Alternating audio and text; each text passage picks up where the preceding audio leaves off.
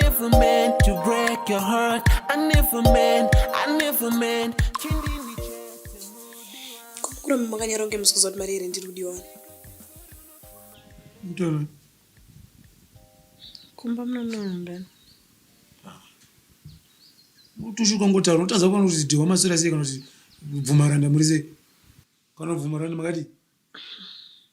Tangotaura cha kuti mazana mari achinowanikwa sei. Uzano ngova sei mari. Saka mari vana ndiri kudiwa. Kana dzikameka vabereki. Ngobika iko unongotsara auto zvinonge watomusha mukadzi. But zvamuri kutaura zviri kuendana papinda ngovhunza mari yerendi kuti muri kuramba makanya. Mari yerendi ndinayo kasi unotaura nezvinhu zvakanaka. Ndinoshanda panapo. Unowa. Iwo hapana chaunoita kungobika unofana kunobika nini? Unofana panaka urona ndasingagoni kubika. Ndasingagoni kuwacha nini? Imbori mari yacho.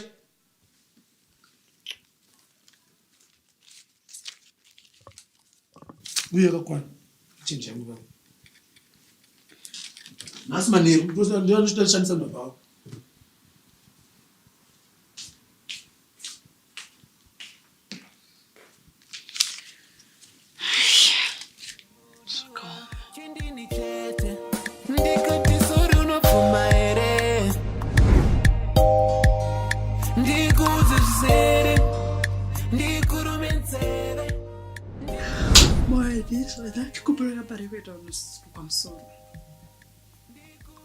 Anokupa mari 3 months kuri kwamsoro. 3 months kamusoro ndikwasakara. Anongonyomba masowe. Taza uri kwama oye munhu muchikadzi. Sura wangogara pana. Chaunoita chii pana. Chaunoita chii?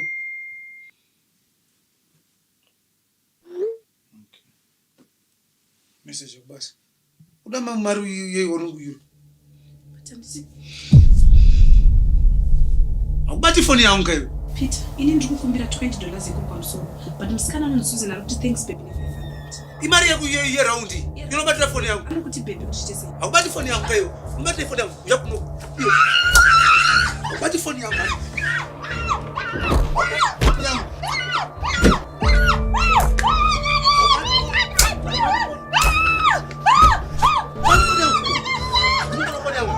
Bada phone yangu yo. Utaka nini bada phone yangu? Bada nini bada phone yangu?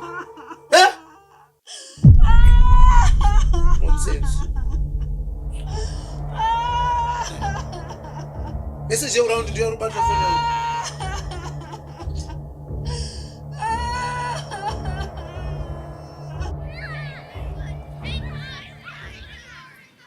Saka ndio ndozvatachitaura. Rudo harurove. Tarisai makuwadza. Mudzimai wenyu akanaka chaizvo.